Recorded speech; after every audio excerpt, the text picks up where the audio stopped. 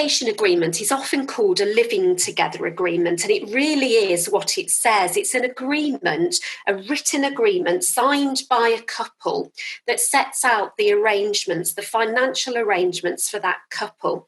So if they're not married or they're not in a civil partnership, then a living together agreement can set out the arrangements that they have during the relationship. So, for example, who pays for what, how they're going to deal with their income and outgoings in that relationship. And perhaps most importantly, it sets out what should happen if that couple were to separate. So it sets out who the property belongs to, who owns the property, and what happens to that property if the relationship were to break down.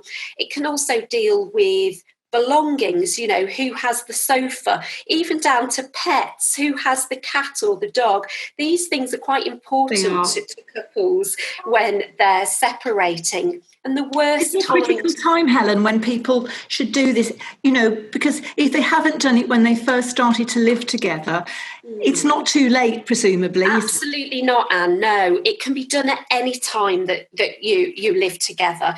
And the most important thing is, I think, to do it as soon as possible, as soon as you start thinking about these things, because the worst time is to think about these things is when your relationship is breaking down. So we found a lot of couples have moved in together quite quickly over this lockdown period because they've made the decision they don't want to be apart, so they've moved in together.